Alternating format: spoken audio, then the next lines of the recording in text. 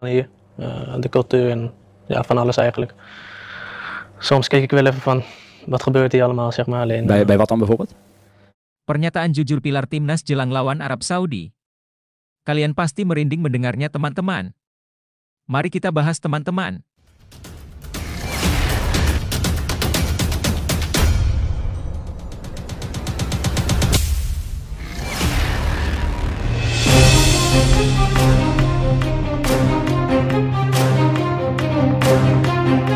Pernyataan jujur pilar timnas jelang lawan Arab Saudi. Kalian pasti merinding mendengarnya teman-teman. Mari kita bahas teman-teman. Pengakuan jujur Kelvin Verdong yang dibuat takjub dengan militansi supporter timnas Indonesia. Namun, Mimin minta tolong tonton video ini sampai selesai. Agar tidak ada kesalahpahaman yang terjadi. Dan tak bosan-bosan juga, tolong like dan share video ini ke media sosial kalian agar semua orang tahu apa yang sedang terjadi. Kisah Kelvin Verdong yang terpesona oleh semangat supporter timnas Indonesia menjadi sorotan menarik. Kelvin mengungkapkan bahwa atmosfer pertandingan di Indonesia sangat berbeda dibandingkan dengan di Belanda. Kelvin Verdong adalah pemain naturalisasi baru yang bergabung dengan timnas Indonesia. Pemain yang kini membela NEC Nijmegen ini resmi menjadi warga negara Indonesia pada Juni 2024. Sebelumnya, Kelvin memiliki pengalaman bermain sebagai bek di berbagai kelompok umur timnas Belanda. Namun, dia memilih untuk membela timnas Indonesia karena memiliki garis keturunan dari sang ayah, Ronald Altingsiberg. Kelvin menyadari bahwa budaya di Indonesia sangat berbeda dengan di Belanda. Meski begitu, pemain berusia 27 tahun ini merasa senang dapat mempelajari banyak hal, termasuk budaya di Indonesia. Ya, itu adalah pengalaman yang menyenangkan. Tentu saja, sangat berbeda dengan di Belanda, seperti budayanya, ujar Kelvin dalam wawancara yang dikutip dari kanal YouTube NEC TV, Sabtu, 31 Agustus 2024. Kelvin Verdong sudah menjalani debutnya bersama timnas Indonesia.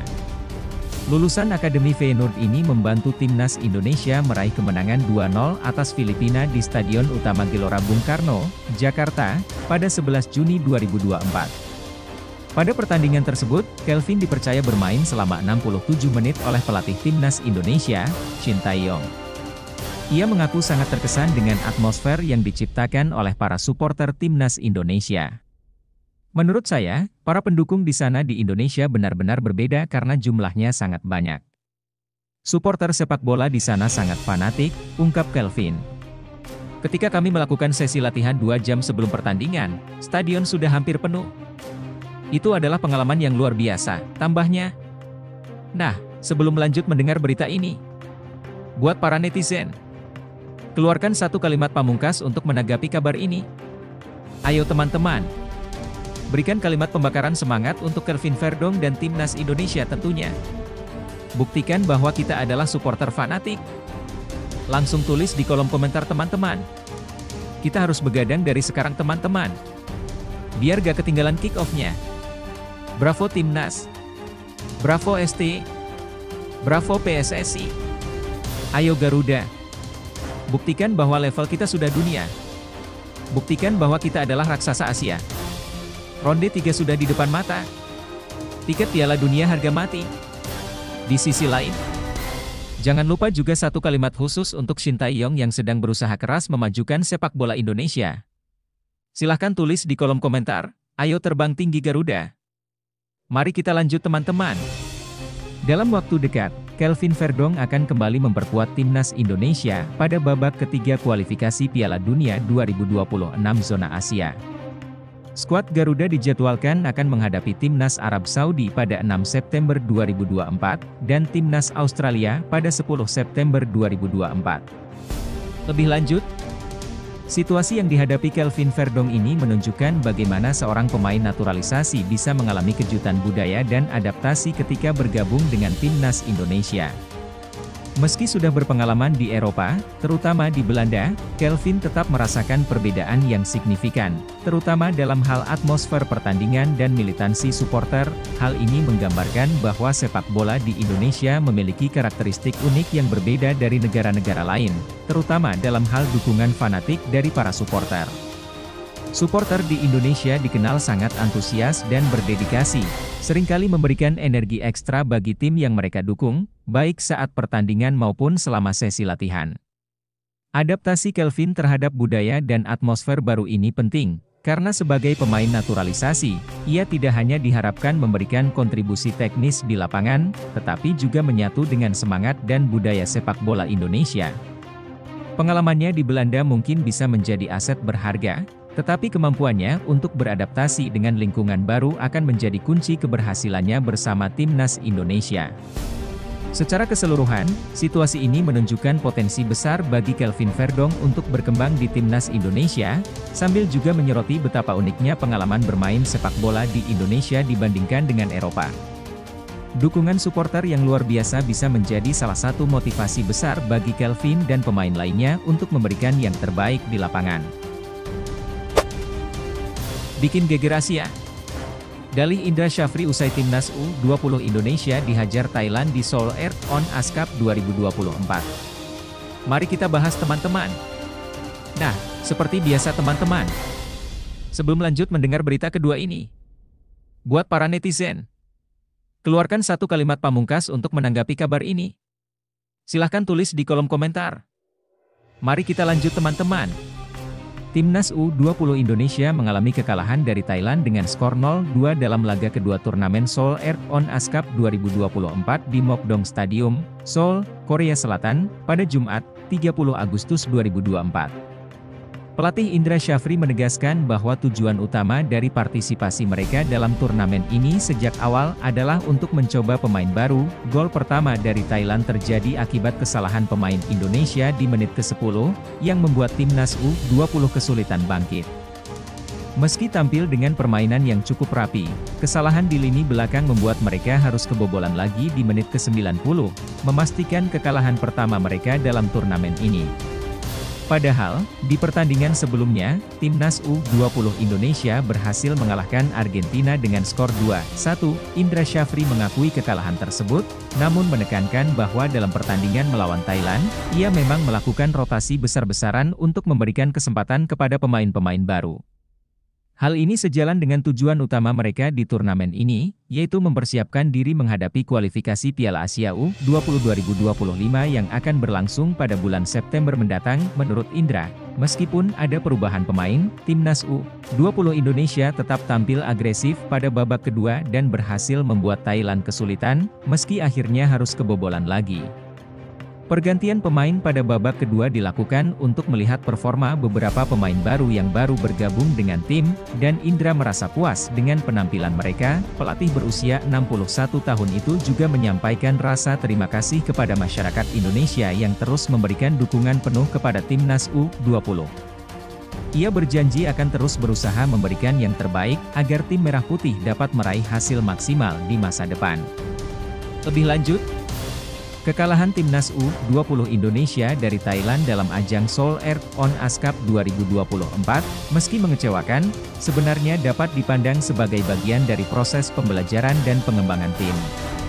Indra Syafri, sebagai pelatih, memiliki visi yang jelas dalam memanfaatkan turnamen ini untuk mencoba pemain baru dan membangun kekuatan tim menjelang kualifikasi Piala Asia U20 2025. Rotasi pemain yang dilakukan dalam pertandingan melawan Thailand menunjukkan bahwa fokus utama bukan hanya pada hasil instan, tetapi pada jangka panjang. Indra Syafri tampaknya ingin memastikan bahwa dia memiliki kedalaman skuad yang memadai dan pemahaman yang baik tentang potensi setiap pemain. Dengan melakukan uji coba pemain dalam situasi pertandingan yang sesungguhnya, pelatih bisa melihat bagaimana mereka bereaksi di bawah tekanan dan apa yang perlu diperbaiki sebelum kompetisi yang lebih penting di masa depan. Kekalahan ini juga bisa menjadi pengingat bahwa meski ada potensi besar dalam tim, masih banyak pekerjaan yang harus dilakukan, terutama dalam hal konsistensi dan disiplin permainan. Blunder di lini belakang dan kebobolan di menit-menit krusial menunjukkan area yang perlu ditingkatkan, baik dari segi mental maupun taktik. Namun, penting untuk tidak hanya berfokus pada aspek negatif. Indra Syafri telah berhasil membawa tim ini mengalahkan Argentina, yang menunjukkan bahwa timnas U20 memiliki kualitas dan kemampuan untuk bersaing di tingkat internasional. Kekalahan dari Thailand dapat dilihat sebagai batu loncatan untuk memperbaiki diri dan menemukan komposisi tim yang paling optimal. Secara keseluruhan, situasi ini adalah bagian dari dinamika dalam sepak bola.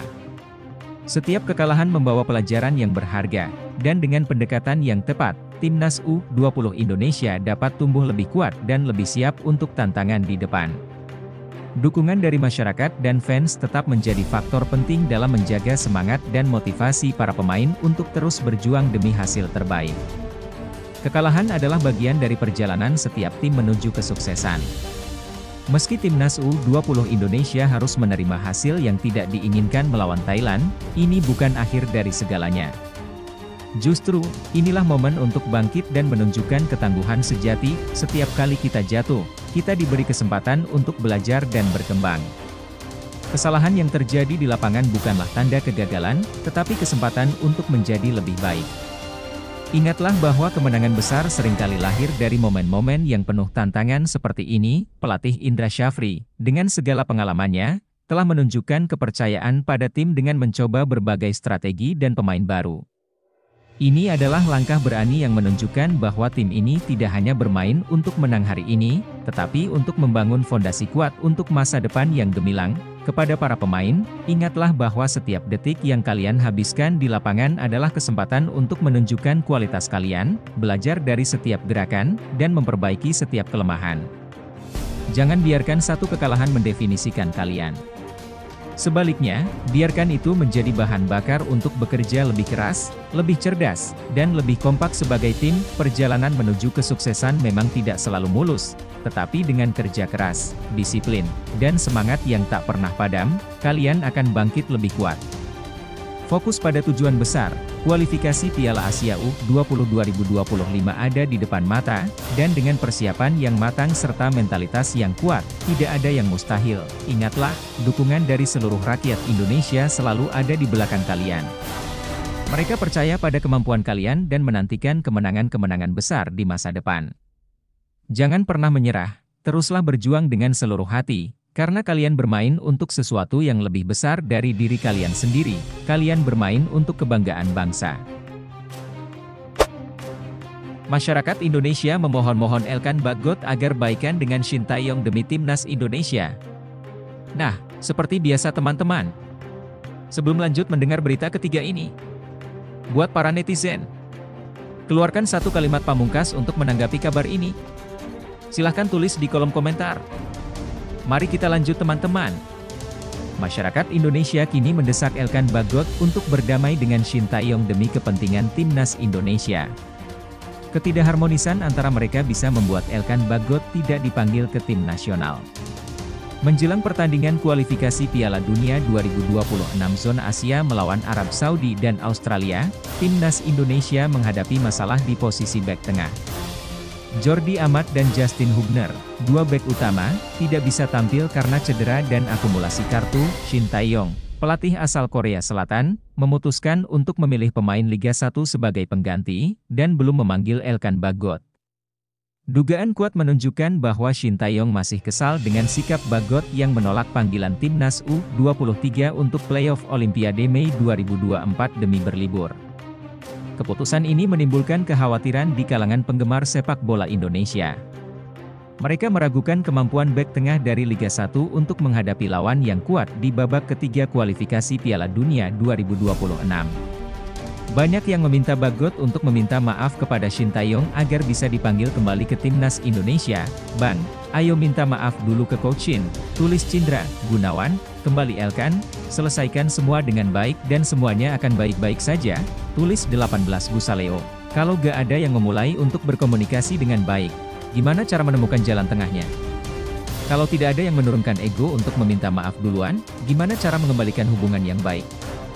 Sedih banget aku tuh," tulis Lilis Fauziah 46, "Bang, telepon Coach ST, bikin klarifikasi dong. Kangen gue sama Bigman pakai jersey Timnas lagi," tulis Aurel_Adskiashop. Elkan Bagot harus minta maaf kepada pelatih Timnas Indonesia, Shin Tae-yong, agar segera kembali ke Timnas dan masuk Pilgun 2026. Setuju atau tidak? Tulis Nanda AE123. Menarik untuk ditunggu bagaimana kelanjutan hubungan Elkan Bagot dan Shin Tae-yong serta nasibnya di timnas Indonesia. Lebih lanjut, situasi antara Elkan Bagot dan Shin Tae-yong mencerminkan dinamika kompleks antara pemain dan pelatih dalam sepak bola profesional. Ketegangan yang terjadi karena keputusan pribadi Bagot untuk tidak memenuhi panggilan timnas U23 telah mempengaruhi kepercayaan pelatih, yang berujung pada tidak dipanggilnya Bagot ke timnas di saat yang sangat dibutuhkan. Dari sudut pandang timnas Indonesia, situasi ini menempatkan tim dalam posisi yang kurang menguntungkan menjelang pertandingan krusial di kualifikasi Piala Dunia 2026. Dengan absennya dua bek utama, keputusan Shin Tae-yong untuk tidak memanggil Bagot bisa dilihat sebagai upaya mempertahankan disiplin dan menunjukkan bahwa setiap pemain harus menghormati komitmen terhadap tim nasional.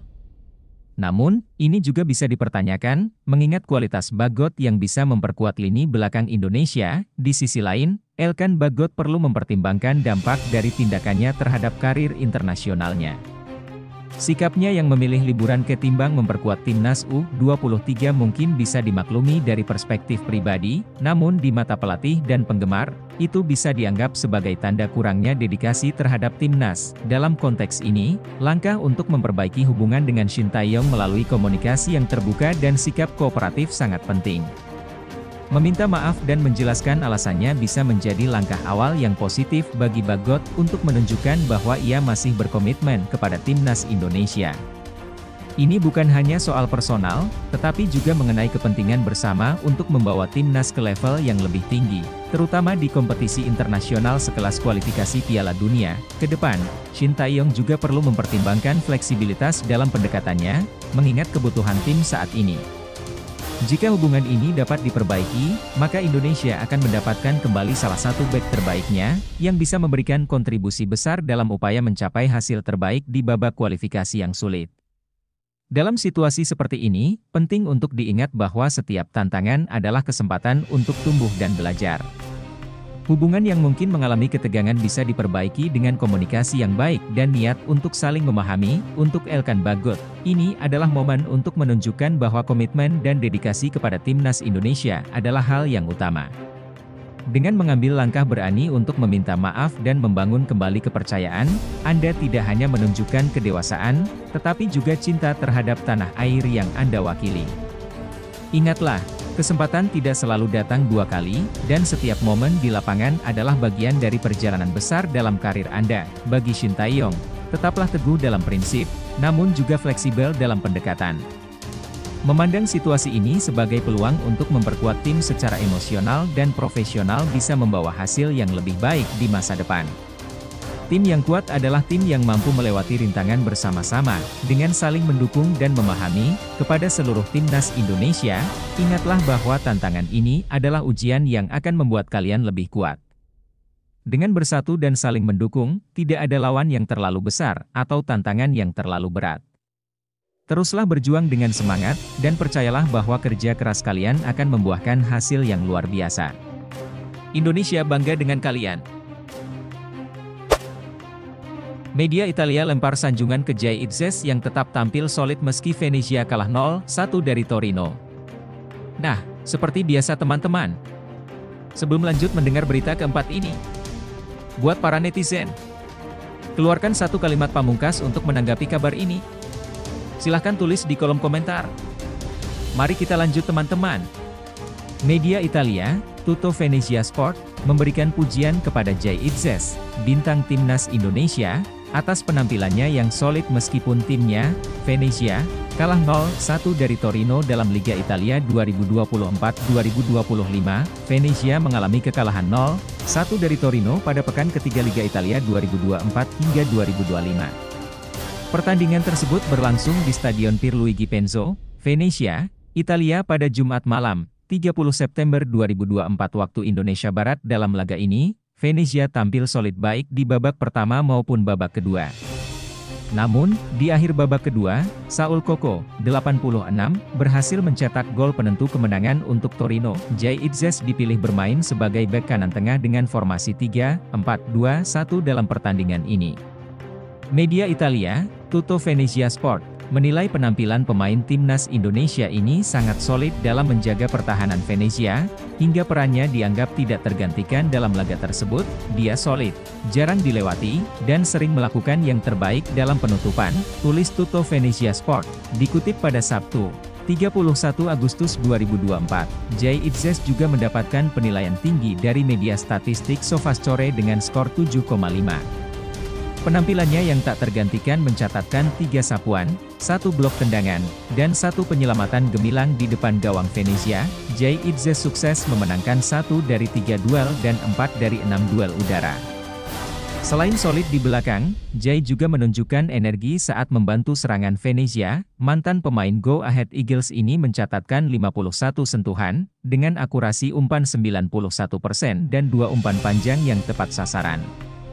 Tak heran jika Jay mendapatkan nilai tertinggi di Venezia dari SofaScore. Ini adalah kekalahan kedua bagi Venezia dari 3 pertandingan di Liga Italia 2024 hingga 2025. Venezia belum meraih kemenangan selanjutnya. Venezia akan menghadapi tantangan berat di kandang AC Milan di San Siro pada 15 September 2024. Lebih lanjut, situasi ini menggambarkan bagaimana Jay Itzes, meskipun timnya kalah, tetap menunjukkan performa individu yang luar biasa. Hal ini menunjukkan bahwa seorang pemain bisa tampil gemilang secara individu meskipun hasil tim tidak selalu positif. Dalam kasus Venezia, mereka menghadapi tantangan besar di Liga Italia, dan kekalahan dari Torino adalah tanda bahwa tim ini mungkin masih membutuhkan waktu untuk mencapai konsistensi di liga yang kompetitif ini. Namun, penampilan solid dari pemain seperti Jay Itzes adalah sinyal positif bagi tim. Ini menunjukkan bahwa mereka memiliki pemain yang bisa diandalkan di lini belakang, yang bisa menjadi fondasi kuat untuk membangun kesuksesan di masa depan. Kedepannya, tantangan besar melawan AC Milan di San Siro akan menjadi ujian nyata bagi Venezia. Jika Jay dan rekan-rekannya bisa menjaga pertahanan dengan baik, mereka mungkin bisa menghindari kekalahan atau bahkan mencuri poin dari salah satu tim raksasa Italia. Namun, Venezia juga perlu meningkatkan aspek ofensif mereka jika ingin bersaing dengan tim-tim papan atas. Tetaplah berfokus dan terus berusaha meski hasil tidak selalu sesuai harapan. Setiap tantangan adalah peluang untuk belajar dan berkembang. Penampilan solid seperti yang ditunjukkan Jay Itzes adalah bukti bahwa kerja keras dan dedikasi akan membuahkan hasil. Teruslah percaya pada kemampuan diri sendiri, dan gunakan setiap pengalaman sebagai langkah untuk memperbaiki diri. Kesuksesan seringkali datang setelah melalui masa-masa sulit, jadi tetaplah semangat dan terus berjuang untuk mencapai tujuan Anda. Ingatlah bahwa setiap langkah kecil menuju perbaikan adalah kemenangan. Kesulitan dan kekalahan bukanlah akhir dari segalanya, melainkan bagian dari perjalanan menuju kesuksesan. Teruslah berlatih, tetaplah bersemangat, dan percayalah bahwa kerja keras akan membuahkan hasil. Kesuksesan tidak selalu datang dengan cepat, tetapi ketekunan dan tekad akan mengantarkan Anda ke tujuan. Jangan pernah meragukan kemampuan Anda dan teruslah maju dengan keyakinan bahwa masa depan penuh dengan peluang. Timnas Indonesia U20 versus Korea Selatan U20. Indra Syafri janji turunkan skuad terbaik. Nah, seperti biasa teman-teman. Sebelum lanjut mendengar berita kelima ini, buat para netizen, keluarkan satu kalimat pamungkas untuk menanggapi kabar ini. Silahkan tulis di kolom komentar. Mari kita lanjut teman-teman. Pelatih Timnas Indonesia U20, Indra Syafri, berkomitmen untuk menurunkan skuad terbaiknya dalam pertandingan melawan Timnas Korea Selatan U20. Langkah ini diambil untuk meraih poin maksimal pada laga terakhir di Seoul On Ice Cup 2024. Pertandingan antara Timnas Indonesia U20 dan Timnas Korea Selatan U20 akan digelar di Stadion Mokdong pada Minggu, 1 September 2024. Indra Syafri menegaskan bahwa timnya akan berusaha menutup turnamen ini dengan hasil terbaik, sehingga ia akan menurunkan para pemain kunci. Saat ini, Timnas Indonesia U20 telah memainkan 2 pertandingan di Seoul On Ice Cup 2024. Hasilnya, skuad Garuda Nusantara meraih kemenangan 2-1 melawan Argentina U20 dan kalah 0-2 dari Thailand U20. Kami akan menurunkan susunan terbaik kami untuk melawan Korea Selatan U20, ujar Indra Syafri pada Sabtu, 31 Agustus 2024. Indra Syafri, yang juga menjabat sebagai Direktur Teknik PSSI, akan memperbaiki performa Timnas Indonesia U20 berdasarkan evaluasi setelah kekalahan dari Thailand. Kami memiliki 1 atau 2 hari untuk istirahat, dan kami akan memanfaatkannya untuk persiapan. Tambahnya, keikutsertaan Doni Tri Pamungkas dan rekan-rekannya dalam turnamen ini adalah bagian dari persiapan untuk kualifikasi Piala Asia U20 2025, yang akan berlangsung pada 21 hingga 29 September 2024. Di kualifikasi tersebut, Timnas Indonesia U20 tergabung dalam grup F dan akan menghadapi Yaman, Timor Leste, serta Maladewa. Lebih lanjut, situasi ini menunjukkan bahwa Indra Syafri dan Timnas Indonesia U20 berfokus pada upaya maksimal untuk menutup turnamen dengan hasil baik, meskipun hasil sebelumnya kurang memuaskan. Kemenangan melawan Korea Selatan U20 bisa menjadi momentum positif sebelum kualifikasi Piala Asia U20 2025. Pendekatan ini penting untuk meningkatkan moral tim dan memperbaiki performa sebelum pertandingan yang lebih krusial. Persiapan dan evaluasi yang dilakukan juga menunjukkan keseriusan dalam mempersiapkan tim untuk tantangan yang akan datang. Timnas Indonesia U20, kalian sudah menunjukkan semangat dan kerja keras yang luar biasa di turnamen ini. Setiap pertandingan adalah kesempatan untuk belajar dan tumbuh, dan tantangan melawan Korea Selatan U20 adalah peluang untuk membuktikan kemampuan kalian. Ingatlah, setiap perjuangan membawa kalian lebih dekat ke tujuan besar. Tetaplah fokus, berikan yang terbaik, dan jangan pernah ragu dengan kemampuan diri sendiri. Keberhasilan akan mengikuti jika kalian terus berjuang dengan semangat dan dedikasi. Selamat berjuang! Kalian telah bekerja keras dan menunjukkan dedikasi yang luar biasa hingga saat ini. Setiap latihan, setiap pertandingan, dan setiap tantangan yang kalian hadapi adalah bagian dari perjalanan menuju kesuksesan. Ingatlah bahwa ketekunan dan semangat kalian akan membuahkan hasil. Jangan biarkan hasil sebelumnya mengurangi kepercayaan diri kalian. Setiap momen di lapangan adalah kesempatan untuk menunjukkan kualitas terbaik kalian. Bangkitlah dengan penuh percaya diri, hadapi setiap tantangan dengan keberanian, dan tunjukkan bahwa kalian layak untuk meraih kemenangan. Keberanian dan tekad kalian adalah kunci untuk meraih impian. Semangat terus! Kalian adalah generasi penerus yang penuh potensi, dan setiap usaha kalian saat ini adalah langkah menuju kesuksesan yang lebih besar. Ingatlah bahwa setiap rintangan adalah batu loncatan untuk menjadi lebih baik. Kalian sudah membuktikan kekuatan dan kemampuan kalian dengan segala upaya yang telah dilakukan. Fokuskan energi kalian pada pertandingan ini, mainkan dengan hati, dan tunjukkan bahwa kalian tidak hanya bermain untuk kemenangan, tetapi juga untuk kebanggaan diri dan bangsa. Percayalah pada proses, terus berjuang, dan tunjukkan bahwa kalian bisa mengatasi segala tantangan yang ada. Masa depan cerah menanti kalian. Resmi. Bintang Timnas Indonesia Kelvin Verdong perpanjang kontrak dengan NEC Nijmegen hingga 2028. Mari capai hasil setinggi mungkin. Mari kita bahas teman-teman. Nah, seperti biasa teman-teman. Sebelum lanjut mendengar berita ke-6 ini, buat para netizen, keluarkan satu kalimat pamungkas untuk menanggapi kabar ini. Silahkan tulis di kolom komentar. Mari kita lanjut teman-teman. Berita gembira datang dari bintang Timnas Indonesia, Kelvin Verdong, yang resmi memperpanjang kontraknya dengan NEC Nijmegen hingga tahun 2028. Verdong sangat antusias dengan berita ini dan berkomitmen untuk memberikan kontribusi maksimal demi kesuksesan NEC Nijmegen. Kelvin Verdong akhirnya memperpanjang kontraknya dengan klub Liga Belanda, NEC Nijmegen. Ia menandatangani perpanjangan kontrak tersebut pada Jumat, 30 Agustus 2024 waktu setempat. Pemain berusia 27 tahun ini sepakat untuk bermain selama 3 musim lagi, sehingga ia akan berada di Gopher Stadion hingga tahun 2028.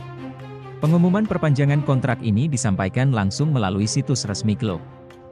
Bek Timnas Indonesia ini mengungkapkan kebahagiaannya bisa kembali berseragam NEC Nijmegen untuk 3 musim ke depan. Saya sangat menikmati bermain di sini.